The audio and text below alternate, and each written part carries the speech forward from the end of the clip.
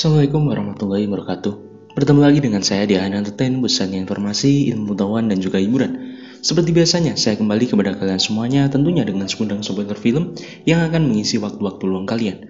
Pada kali ini kita akan membahas sebuah film yang berjudul 12 Years Slave, di mana film ini menceritakan tentang seorang yang menjadi budak selama 12 tahun. Langsung saja kita mulai spoiler film kita pada kali ini. Film pun diawali dengan menunjukkan tahun 1841, di mana Solomon adalah pemain viola yang mahir dan juga cukup terpandang. Dia juga punya kehidupan yang sempurna dengan istri dan dua anaknya, yaitu Margaret dan Alonzo. Kehidupan Solomon berjalan benar-benar tidak ada masalah sampai akhirnya dia bertemu dengan Hamilton dan juga Brown. Dua orang ini ternyata adalah pesulap sirkus yang sedang mencari seorang ahli musik untuk mengiringi pertunjukan mereka.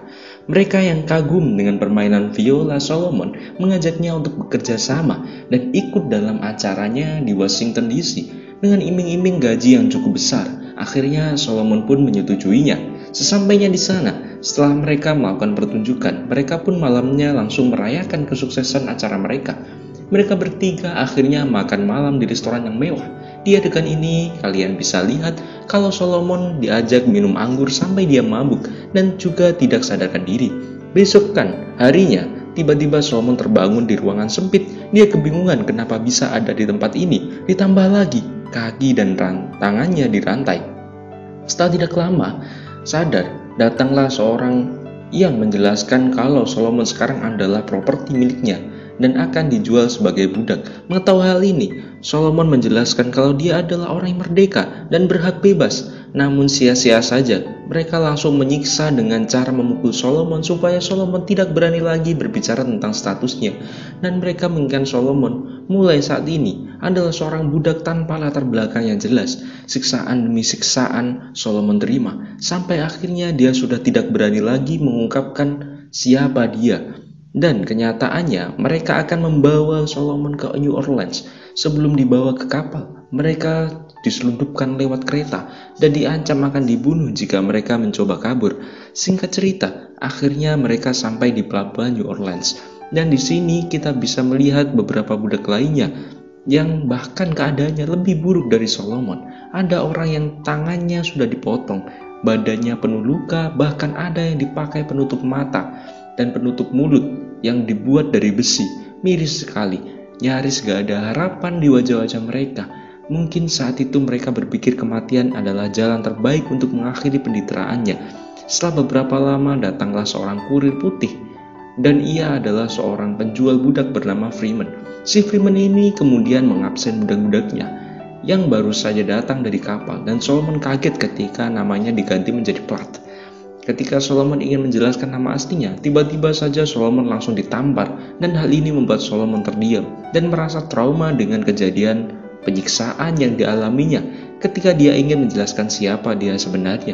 Akhirnya mereka dibawa ke tempat Freeman untuk dibersihkan dan diberikan pakaian bersih. Kemudian setelah itu mereka ditawarkan dan dipajang sebagai barang dagangan. Di sini para tuan tanah ataupun orang kaya hendak berdatangan untuk membeli dan menawar mereka. Sampai akhirnya William Ford membeli Platt dan juga beberapa anak buah budak lainnya. Ford ini adalah seorang kaya yang punya bisnis dari perkebunan. Dia menggunakan tenaga para budak untuk menjadi penebang kayu. Sebenarnya si Ford ini bukan orang yang jahat-jahat banget sih. Dia sering mengajak ibadah para budaknya dan mereka juga punya tempat tinggal masing-masing. Platt pun mulai hari pertamanya sebagai budak. Walaupun Ford yang gak terlalu kejam, tetapi bawaan Ford lah yang justru lebih kejam dan lebih ngeselin lagi. Tibet dan Chapin adalah orang yang ditugaskan Ford sebagai mandor. Tibet bisa dibilang jahat karena dia suka melihat para pekerjanya menderita, apalagi kalau ada yang dirasa dia menjonjol.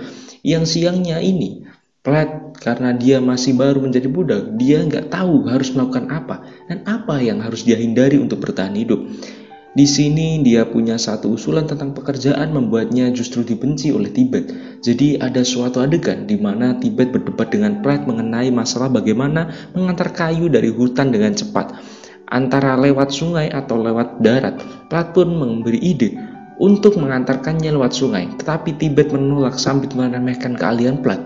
Ada hal selain bermain viola. Platt ini dulunya juga pernah menjadi kontraktor perbaikan jembatan, dan itu membuat Platt mendapatkan kesempatan untuk membuktikan kepada Ford. Singkat cerita, Platt pun berhasil menyusun kayu menjadi rakit sehingga mereka bisa sampai ke tempat tujuan dengan lebih cepat, bahkan bisa sedikit mengurangi beban para pekerja lainnya. Karena pencapaian ini, Ford pun memberikan viola kepada Platt sebagai sebuah imbalan. Di sini Tibet makin iri karena si Platt yang terus dapat perhatian dari Ford. Hubungan mereka semakin memanas ketika mereka saling adu argumen tentang pemasangan papan kayu. Tibet yang tidak terima langsung membentak dan menendang Platt dan menyuruhnya untuk melakukan sesuai perintah Tibet. Sore pun tiba dan Tibet datang lagi untuk mengecek hasilnya, dan tentu saja meski si Platt sudah mengerjakan apa yang dia suruh, Tibet pun tetap mencari alasan untuk menghukum Platt. Secara tidak diduga, yang membuat gulur dalam perkelahian ini adalah Tibet, tapi perkelahian ini pun berakhir ketika Chapin datang melerai mereka. Tibet yang kalah pun makin marah dan kemudian kabur untuk meminta bantuan teman-temannya. Setelah beberapa lama, Tibet pun datang bersama dua temannya. Platt pun langsung diserang dan diikat lalu digantung di atas pohon. Untungnya Chapin datang dengan mengancam Tibet sebelum Platt kehilangan nyawanya. Tapi nasib Platt juga tidak begitu baik karena dia malah tetap ditinggal di pohon dengan keadaan leher masih terikat dan juga tergantung. Dan yang mirisnya, padahal banyak sekali budak yang lainnya yang melihat Platt digantung, tapi mereka pura-pura tidak tahu. Gak mungkin ya, karena mereka takut atau mungkin karena mereka takut menolongi, akhirnya ikut-ikutan dihukum. Akhirnya malam pun tiba dan Platt diselamatkan oleh Ford dan langsung dibawa ke rumahnya. Menurut Ford, di sini sudah tidak aman lagi karena cepat atau lambat maka Tibet akan membunuhnya. Maka dari itu Platt akan dikirim ke majikan lainnya sebagai cara untuk menyelamatkan Peck, dan juga sekaligus Platt dikirim sebagai bayaran dari hutang Ford. Edwin Epps terkenal sebagai salah satu pemilik budak yang kejam. Dia menggunakan tenaga para budak kulit hitam untuk meniti kapas. Kalau menurut kalian Tibet tadi adalah kejam, maka Epps ini bisa dibilang 10 kali lebih jahat dan selalu memperlakukan para budaknya tidak manusiawi. Makanya dari titik ini kehidupan Solomon alias Platt bakal jauh lebih menderita. Dan semenjak jadi pemilik kapas di sini, ternyata ada aturannya tersendiri. Setiap budak harus memetik kapas lebih dari 20 pon kapas setiap harinya. Jika kurang dari itu, maka hukumannya adalah dicambuk. Sayangnya di hari pertama Platt bekerja, dia cuma bisa menghasilkan petikan seberat 183 pons. Tapi ternyata dia tidak sendirian. Ada dua orang lagi, satu orang karena kapasnya kurang dari 200 pon seperti Platt, dan satu lagi karena hasil kapasnya menurun dari hari sebelumnya. Ada satu budak lagi yang bernama Patsy. Patsy ini adalah budak kesayangan Epps. Dia adalah wanita yang rajin dan bekerja keras. Di saat semua orang cuma memetik kapas seberat 200 pon, dia justru sanggup memetik kapas 500 pon lebih setiap harinya. Dan alhasilnya, setelah itu Platt dan dua orang budak lainnya disiksa dengan cambukan di punggungnya, sementara yang lainnya bisa beristirahat dan bersantai. Edwin Epps ini punya sifat pemarah dan gak menentu. Salah satu sifatnya yang dia muncul adalah ketika tiba-tiba mengajak para budak buat berdansa.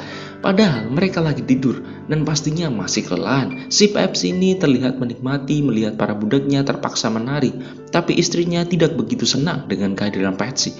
Tampaknya dia cemburu karena Patsy selalu dianak-emaskan, dan kecemburuan ini makin terlihat ketika istri Epps melempar vas bunga ke wajah Patsy. Dan dari sinilah sontak semua orang akhirnya kaget. Keesokan harinya, setelah pekerjaan selesai, Platt diberi tugas oleh istri Epps untuk pergi ke toko. Di tengah perjalanan, Platt sempat punya niat untuk kabur, namun secara tidak sengaja dia bertemu dengan tuanan tanah lain yang bersiap-siap menggantung budaknya. Entah masalah apa yang mereka buat sampai akhirnya mereka harus mati digantung. Setelah melihat ini, Platt pun jadi makin yakin kalau dia tidak bisa kabur begitu saja. Niat Platt pun akhirnya surut dan dia balik ke rumah Epps dengan barang belanjaan. Malam harinya, si Epps datang ke kamar para budak untuk menemui Patsy. Kalian tentunya tahu apa yang bakal dilakukan oleh Epps setelah puas memperkosa Patsy. Di saat yang sama, Epps hampir saja membunuh Patsy dengan cara mencekiknya. Namun hal itu tidak dilanjutkannya karena mungkin ia masih berpikir Patsy adalah pekerja keras yang berguna bagi ladangnya. Sampai tiba di suatu momen karena hal ini terus terjadi berulang, Patsy pun sempat memohon kepada Platt untuk membunuhnya agar semua penderitaannya berakhir. Namun tentu saja Platt menolaknya. Keesokan harinya seperti biasa, Platt menjadi suruhan istri Edwin untuk pergi belanja. Namun untuk kali ini ada satu benda yang menarik perhatian Platt, yaitu kertas yang bisa dia gunakan untuk menulis surat. Di tengah hutan dia pun mencuri satu lembar kertas dengan cara dilipat dan juga dimasukkan ke lengan bajunya, dengan harapan kertas ini akan berguna untuknya di masa depan yang akan datang. Tibalah di musim panen selanjutnya, namun tiba-tiba ladang kapas Epps diserang hama. Karena hal itu, Epps pun meminjamkan beberapa budaknya termasuk Platt untuk bekerja di tempatnya Hakim Turner selama 1 musim sampai ladangnya pulih. Hakim Turner adalah orang yang terbilang dermawan dan juga ramah terhadap budaknya. Di sini Platt dan budak-budak lainnya bekerja sebagai penambang tebu, dan ketika bekerja Hakim pun melihat kalau Platt bekerja sangat gesit dan berbeda dari yang lainnya. Suatu hari Turner mengetahui kalau Platt bisa bermain viola dan memintanya untuk bermain di pesta temannya. Platt tentu setuju dengan tawaran ini, ditambah kalau Platt boleh menyimpan upahnya. Namun sebelum acara dimulai, ternyata Platt sempat mengukir viola dengan 3 nama anggota keluarganya sebagai bentuk rasa kangennya dan juga sebagai pengingat kembali selagi dulu menjadi seorang pemain viola terpandang. Namun sayang sekali kehidupan Platt yang terbilang damai ini pun harus kembali terenggut. Nyatanya waktu Platt bekerja di Hakim Turner telah berakhir dan harus kembali ke majikan namanya. Akhirnya tibalah Platt dan para budak lainnya di rumah Epps dan disambut dengan sinis. Di sini dia kelihatan bergandeng dengan anak yang kemungkinan besar adalah hasil hubungannya dengan Patsy. Dan ngomong-ngomong sama Patsy, nasib dia tidak membaik. Pasalnya di adegan ini kita bisa melihat mata kanan dia berdarah dan mukanya memperlihatkan kesedihan yang mendalam. Ternyata tidak cuma anak perempuan tadi yang baru, di sini juga ada kehadiran Alsby, yaitu orang kulit putih yang bekerja memetik kapas. Meski dia melakukan pekerjaan yang sama dengan Platt dan budak lainnya, tapi dia mendapatkan perlakuan yang spesial. Buktinya adalah ketika Alsby nggak bisa mencapai target, dia tidak dihukum cambuk, malah dia justru diberi semangat agar mencoba lebih keras lagi. Di suatu kesempatan Platt dan Alsby mulai berbicara satu sama lain. Kemudian dia menjelaskan awalnya dia adalah seorang mandor, tapi karena suka mabuk akhirnya dia dipecat sampai akhirnya menjadi bekerja sama seperti budak lainnya. Percakapan ini bikin Platt percaya sama dia. Datang ke kamar Alsby pas larut malam. Ternyata Platt mau minta tolong buat ngirimin surat dia ke New York. Platt bahkan memberi imbalan dari uang yang ia peroleh saat bermain viola di tempatnya Hakim Turner. Alsby pun setuju untuk membantu Platt dan mereka sepakat untuk bertemu lagi 2 hari setelahnya. Setelah itu, Platt pun langsung menulis surat meski harus sembunyi-sembunyi di ladang jagung. Namun entah kenapa, tiba-tiba Edge datang dan tahu soal rencana Platt. Siapa lagi kalau bukan Alsby tadi, si bangsat tadi. Untungnya Platt punya alasan dan dia bilang gak bisa bohong supaya dia bisa naik pangkat. Dan kebohongan ini ternyata meyakinkan Edge. Dan nyawa Platt pun akhirnya bisa selamat. Di momen inilah harapan Platt hancur. Rencana dia gagal dan Platt terpaksa membakar surat yang sudah susah payah dia tulis. Suatu hari entah berapa bulan atau berapa tahun setelah kejadian itu, Edge pun berniat untuk membangun sebuah tempat santai di halaman rumahnya, dan karena itu dia pun menyewa seorang bernama Bas. Bas ini adalah ahli bangunan yang datang dari Kanada untuk bekerja di Amerika, dan dia jujur merasa kaget melihat rasisme yang terjadi di Amerika, khususnya di rumah Epps. Makanya ketika Epps menawari Bas minum, dia malah tertawa karena menurut Bas dia bila kasih. Bas juga lanjut bicara kalau perbudakan itu tidak baik sama sekali. Beberapa hari kemudian Epps mencari Patsy dengan nada marah-marah. Setelah beberapa saat Patsy pun datang dan dia mengaku pergi ke tangga Epps untuk meminta sabun serta menjelaskan kalau di sana ia lebih dihargai. Namun Epps saat terima dan langsung menyeretnya untuk disambung. Kejadian ini menarik perhatian istri Epps. Memang menginginkan Patsy menderita. Dari sinilah Patsy dicambuk habis-habisan. Saking kerasnya tulang punggung Patsy sampai bisa terlihat karena dagingnya terkoyak sampai ia menghancurkan biola pemberian Turner. Suatu hari Platt yang sedang bekerja bersama Bas mulai berbicara tentang sudut pandang perbudakan. Dari sini Platt menyadari kalau Bas benar-benar tidak menyetujui perbudakan seperti yang dialaminya. Kesempatan ini pun Platt manfaatkan untuk jujur tentang siapa Platt sebenarnya.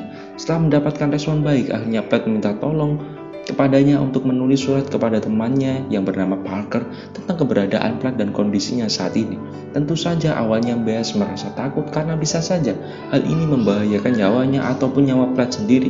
Tapi setelah berpikir dan Platt meyakinkan tentang penderitaannya, dia akhirnya mau membantunya nanti setelah membereskan pekerjaannya. Setelah penantian yang sangat lama dan Platt hampir melupakan harapannya, Tiba-tiba suatu hari sebuah kereta kuda datang dan seorang sheriff menghampiri Platt dan menanyakan tentang siapa yang datang bersamanya. Dan Platt pun dengan wajah sedikit kagetnya menjawab kalau orang itu bernama Parker yang merupakan temannya. Di sini ia datang ditanya tentang keluarganya dan juga nama aslinya. Setelah sheriff yakin, akhirnya Platt pun memeluk Patsy sebagai perpisahan dan pergi tanpa menghiraukan Epps. Di adegan terakhir kalian bisa melihat momen yang sangat emosional. Setelah bertahun-tahun terpisah dari keluarganya, Solomon pun akhirnya menapakkan kakinya di rumahnya yang sudah tidak bisa dia kenali lagi. Anak-anaknya sudah besar semua, bahkan si Margaret ternyata sudah menikah dan punya seorang bayi. Solomon pun tidak kuat menahan rasa tangisnya sambil meminta maaf kepada Anna dan juga kedua anaknya karena dia telah menghilang. Setelah itu mereka pun berpelukan hingga akhirnya film pun berakhir bahagia. Film ini didasarkan pada sebuah kisah nyata yang dialami salah seorang manusia berkulit hitam pada abad ke-18 awal, di mana pada saat itu gencar-gencarnya perbudakan. Mungkin cukup sekian dari saya, semoga bermanfaat dan assalamualaikum warahmatullahi wabarakatuh.